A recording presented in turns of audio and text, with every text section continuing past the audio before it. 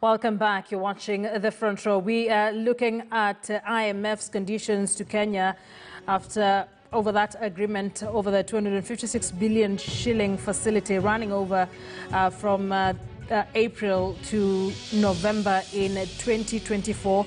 But this has come with a lot of conditions here and of course expected to push on Kenyans, and especially during this pandemic, ensure that we stay afloat.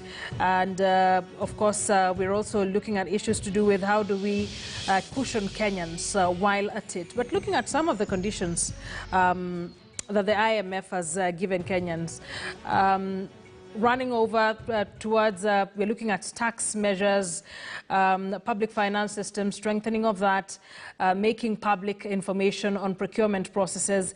KEMSA, from where you sit, just going one by one and looking at some of those conditions that IMF has come with, are there any implications to Kenya if they don't follow most of these conditions that have been put in place?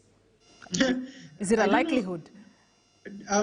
If you've ever gone to borrow money from a bank, or even from your chama, let's bring this home so that the ordinary people can relate to our conversation.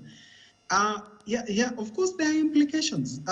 When you look at the process of getting such a facility, they normally send a team, they do an evaluation, you provide periodic updates, what you're doing. As far as the reforms, the involvement and participation of the IMF and the World Bank in these processes.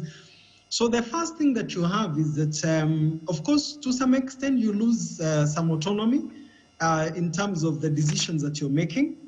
There is also the issue of your credit rating. Like if you are not following IMF conditionalities on what you have signed for, that affects also your image, because once they take a position at the executive, either suspending or if you look at the credit line, it's done within as they evaluate, maybe for a period of, like I was looking at the IMF facility. It will be given for a period of 38 months. This I'm referring to the 2.34 billion. That is the emergency credit facility and the extended fund facility. So you're giving it for a period of 38 months. All right. It means that periodically you're being evaluated. So you've gone to your local, you've gone to these bilateral or concessional lenders. They will be evaluating your reports. They will be checking what you're also doing in terms of your performance. If you look at how we will perform, particularly on the projections, just look at the public debt to GDP ratio, for example. It's projected by the year 2023. We are looking at actually from the IMF projections, we are at 70.4. That's public debt to GDP. What are you doing to mobilize domestic resources? What are you doing to ensure your balance of payments are in good shape? Of course, we understand that COVID-19 has impacted global trade. So being monitored on how you're performing, that in itself has its own implications. Assuming like this interview we're doing here, if somebody was seated down to mark how we are evaluating how Wakisa is going to say some things, there is pressure that comes with that. You've talked about the role of Parliament and the role of our legislators. Of course, Parliament has a role. When the budget statement, through the budget making process, part of the submissions that is made, even when the budget statement is being read, includes what we are expecting to get from our bilateral, the bilateral or concessional lenders like IMF and the World Bank. So they've already, through the budget statement, the budget review and outlook paper, all the way to the finance bill, Parliament has a role. The only challenge we have at the moment, Akisa, is the level of disclosure and the amount of information that's available. Yet this is part and parcel of what we signed in for through the Constitution of Kenya on the chapter of public finance, that part of the principles of public finance management includes transparency, availability and dissemination of information, because ultimately this money will be paid by you and me. Mm-hmm. I was looking at the estimation. When you divide our public debt with vis-a-vis our population, we have. I'll give you the figures maybe as this discussion progresses. Right. You're looking beyond over 100,000 plus that everybody is meant to pay. If we were to ask, if tomorrow morning we say everybody needs to pay their debt, that money will be paid by me and you. So, yeah. And that's why it's good to have these kind of discussions. And I want to agree with what Stella said at the beginning. Debt or borrowing is not a problem. Even myself, for me to develop, I have to go for credit.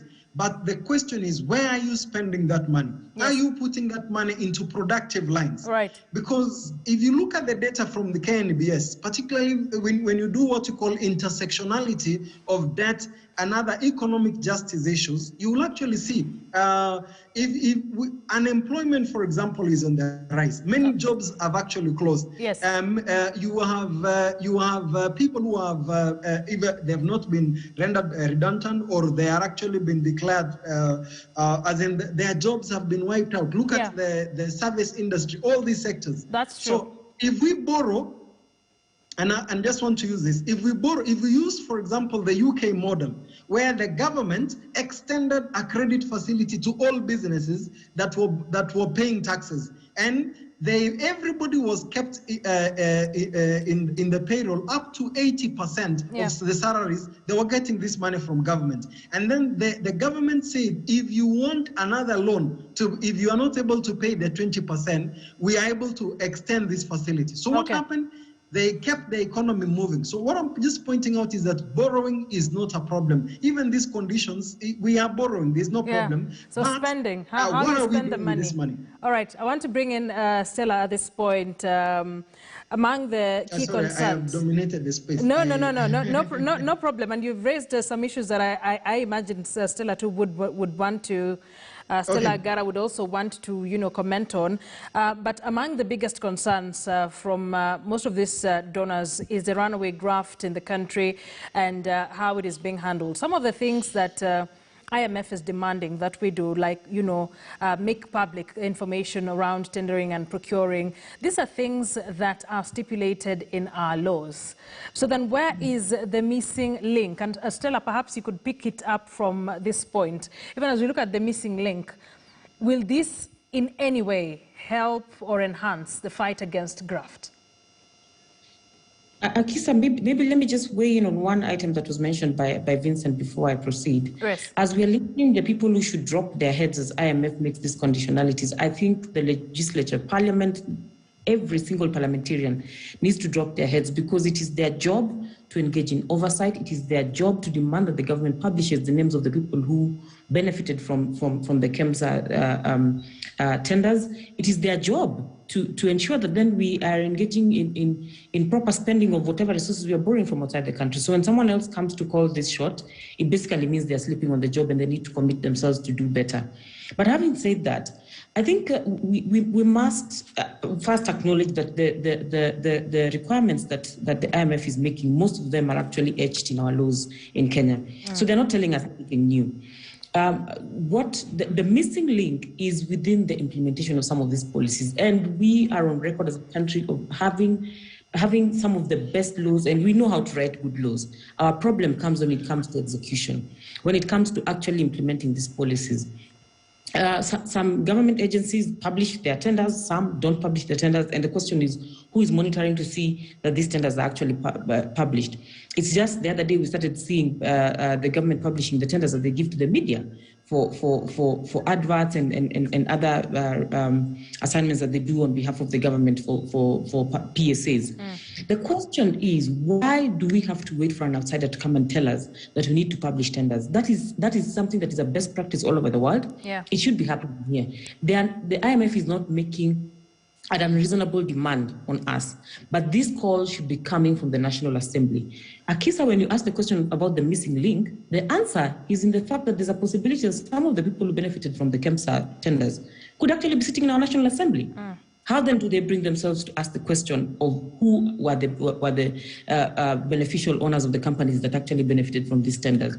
Conflict of interest is such a big problem in this country, and we have brought the standard so low that nobody finds value in actually following up and making sure that the people who have engaged in graft actually get punished for having engaged in graft. For someone who's worked on anti-corruption and tax justice for as long as I have, sometimes you lower your expectations. And it's very unfortunate when this kind of thing happens to people like myself, because then when you lower your expectations, you allow those who are in corruption to actually raise the standard of the kind of corruption they're engaging in. But then one of the things we must realize is that not one group of people or not one group of people within our society or one element of our integrity system will be able to get us to deal with graft. Everybody has to throw their weight. The police, the legislature needs to do their role, the judiciary needs to play their role in this thing. The executive needs to crack the whip. We need to have the media consistent. I think the media has done quite a good job consistently exposing some of these scandals. And I know sometimes you get in trouble. I am aware that when the documentary on the COVIDpreneurs from KEMSA was published by one of the media houses, some of them were even taken to court and challenged by some of the businessmen. So I know sometimes the media gets in trouble, but everybody needs to throw their weight, because not one single element of our integrity system will be able to deal with graft. And unfortunately, we cannot wait for IMF to do this for us. IMF, of course, has started the conversation, but we must sustain this conversation ourselves, because we must get homegrown solutions to the corruption problem in this country. Allow me to add something on what, if it's permitted, Akisa. Yes. There is something that Stella has said that if you'll allow me, I just want to say. Stella, from a tax justice perspective, once governments seem to be more focused on what external sources of domestic resource mobilization are coming from, for example, when the accountability is skewed more to the World Bank and the IMF, what happens is that the focus and there is distortion in our domestic policy making. And also the same to our accountability. So you have a situation whereby government tends to listen more to the World Bank and the IMF more than what Kenyans are saying. Now, if you look at the budget, that was read statement, we are expecting our budget is at 3.03 trillion budget. Yes. Now, when you have such a budget and you are expecting to raise domestically close to, from total revenue that we expect to raise, we're going to raise close to 2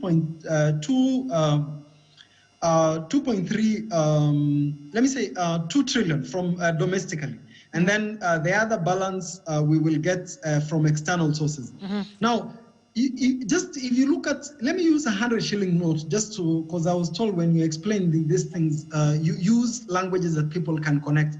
Stella, if I'm giving you 1,000 shillings and out of 1,000 shillings, 700 has come from Kenyans, and yet the 300 balance is coming from external sources, where should your accountability be more to? It should be more to the 700 shillings that you've received domestically. So, Akisa, one of the reasons why we should have this conversation is that if more of our headlines is going to be occupied of what the IMF and what the World Bank has said, then accountability is skewed towards the IMF and the World Bank, yet majority of the funding is actually coming out domestically. Now, I also want to add to this, that it is as in, why do we have to wait for the World Bank and the IMF for us to publish this information accountability? Right. Why should the reform for NHIF, Kenya Power, our universities be tied towards conditions of the IMF and the World Bank, yet these are institutions that were established primarily to support Kenyans? So for me, I'll tell you this. On the fight against corruption, we have all the laws, we have all the policies, we have all the institutions we'd require. I'm saying this because these are the things we're advocating for. 2008, 2007, at that time I was working for Transparency International. This over 10 years down the line, those institutions are in place, those laws are in place. We do not require any other law to fight corruption. What we need at the moment is a change in values, a stronger political leadership. And when you talk about political leadership, you're not looking at those who are in political office alone. You're looking at the general public acceptance that corruption is not going to be a way of life. Because the truth of the matter, as in Sarah, Stella, we are in this space together, and you know very well, even to run for public office tomorrow, if you don't have the money, forget. It does not matter how sharp and good your policies are, because corruption, for example, has actually percolated our political system. And at this point, I'm not pointing figures to those who are in the political leadership per se, because it requires a collective effort for us to be able to turn the tide, because otherwise we will be waiting for lectures. Akisa, I, as an expert in governance and having this discussion, discussing it from a tax justice perspective, it is not a sign of pride to come on a TV station to discuss what the IMF and the World Bank is telling us. I think we should, can you imagine if this discussion was about Kenyans have been able to raise their money, we have been able to finance our own budget, how do we strengthen accountability, how do we ensure that there is effective service delivery based on the resources we've raised ourselves and not what other people are telling us. I'm sorry to cut you short. I want to just take us back a bit, just so that then we don't lose that trail on the publishing of information. We are told Kenya has been given till midnight to publish the information of all owners of companies that benefited from the 7.8 billion shilling COVID-19 scandal, or KEMSA scandal, if you like. I want us to take a look at something President Uhuru Kenyatta said last year, I think in August, with regards of publishing of names and the whole conversation around the awarding of tenders. Then we get back to that. Just hold on to that thought, Kimosop. I'm coming to you. Also hereby direct that the Ministry of Health within the next 30 days must come up with a transparent, open method and mechanism through which all tenders and procurement done by KEMSA are available online so that we can see who has been awarded a tender. The Kenyan people have a right to know how their funds are being utilized. Right, so President Uhuru Kenyatta there speaking very confidently and saying that he's given the Ministry of Health 30 days to publish these names. IMF now coming in, pretty much saying the same thing. Victor, your thoughts quickly before we go to Stella, because I cut you short. I just wanted to say that from a tax justice perspective, and looking at this from a Pan-African perspective, that as in it is not something to be proud of to come on television as an expert to explain to our people that this is what external funders of our budgets and are giving to us, and this is happening across the African continent. And how I wish one day that we will come and have a conversation around this is what Kenyans have been able to raise their own money, and we have everything to be able to finance and resource our budget, so that we then focus not only on what, for example, the IMF and the World Bank are saying, but how do we therefore optimize based on the resources that we have. And I'm saying this because even the way this story began, can we meet these conditionalities? And again, we really do not need to be, even those conditions need not to be there in the first place, because making this information is a constitutional principle and our national values and Article 10.2, the issues of transparency and accountability, access to public information. I was just pointing out that how my concern about this conversation is the skewedness that such kind of financing normally provides within our governance framework, where we then listen, therefore, what behind our shoulders. Will we meet these conditionalities? and I also want to give a rider that in itself, borrowing is not a problem. I would also want to ask ourselves, where are we then therefore directing these resources so that we are really addressing real problems that are affecting our people and looking for the right solutions so that we progress and we move this country forward. All right. Stella, looking at what President Uhuru Kenyatta said last year, that we need to know the owners of all those companies that benefited from this scandal. About a year on, IMF comes in and gives ultimatums around that. It would appear that we are helpless with this, is it? Akisa, we are not helpless. We are not helpless. It's just that we have a lot of inaction in this country. And one of my biggest discomforts with that situation, and there's many other corruption situations that the president has given directives that have not been implemented.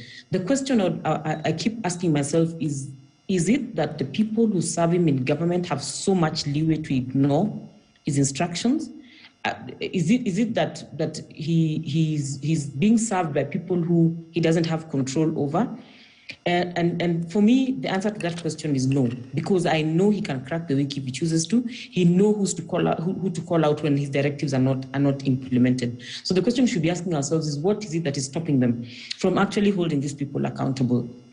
You know, Kimosop mentioned the fact that our debt is currently something close to 100,000 to 120,000 per person.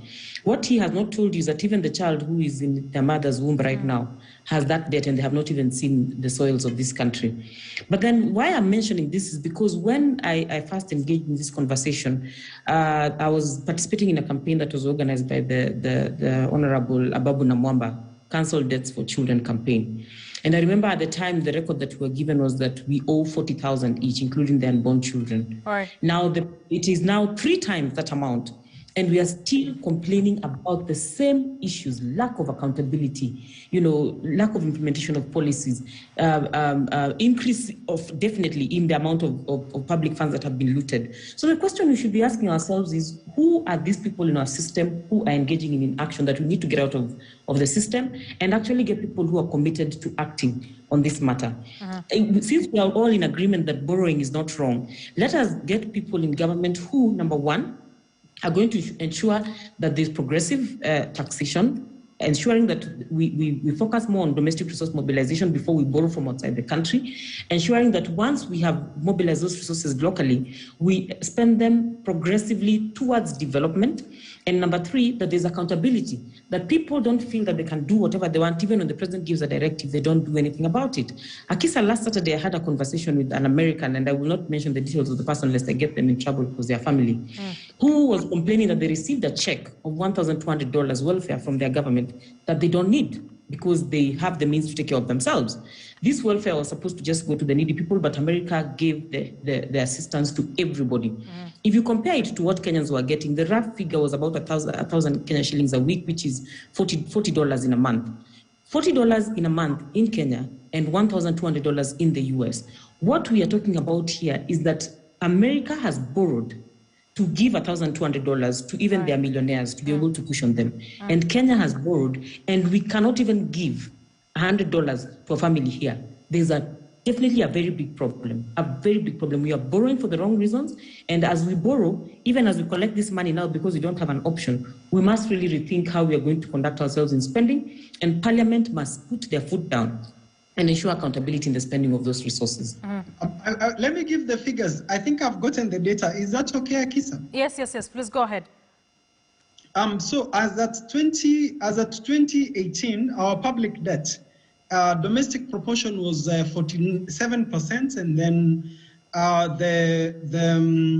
that's the domestic proportion. It increased from 47%. It was 49%. That is what we've borrowed domestically. And then we were looking at the external debt at 60%. Now, when you divide our debt in terms of, if you were to divide what we have, as at 2018, every Kenyan was owing 108,500. This is at 2018. At that time, the public debt was at 5.15 trillion. Now, if you look at the IMF projections, as at 2020, our public debt to GDP ratio is at 65.8%. Now, in 2021, this year, we are now at 70.4. This is going to rise to 72.9 of GDP, meaning that these figures therefore have risen. If it was at 5.15 and we were at 108, so you're looking at possibly approximately 120,000 per. That's the per capita. If you're to divide and see how much each one of us owes. Of course, this is not to paint a picture about the problems that comes with the debt. And I would say that as an economist, debt in itself is not a problem. Usually the question is, where are you putting this money? Are you putting this money in areas that promote and enhance productivity and gets people to work? I gave the example about the UK government. How I wish, for example, that if we were to get these monies that are coming from the IMF and the World Bank, we put them in areas that our returns on investment, getting people to work, getting the businesses back to work. Right. Like the proposal on the finance bill, which I actually recommended to members of parliament, that why would you charge loans that people are borrowing, and you actually charge taxes on that, yet why you're borrowing is that you would want to make money so that you want to get money to be able to get your business back to work. So one of the things I would want to request Akisa in this conversation is that we should have discussions that follow each other. For example, after this conversation, of course, this loan has already been concluded, we will have the money.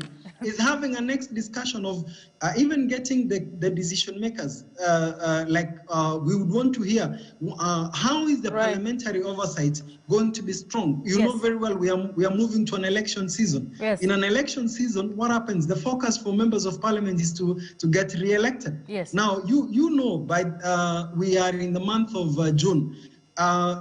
In August, 1 year down the line, the mood is going to change. That also impacts on accountability on this money. And it is what success stories, what lessons are we learning? Yes. And also what is working and what works and what doesn't work. And of course, we'll pick it up. We'll pick it up from that. We have talked about. Yeah, KEMSA, let me just cut you short for a bit. We'll pick it up from that. I want us to quickly take a short break.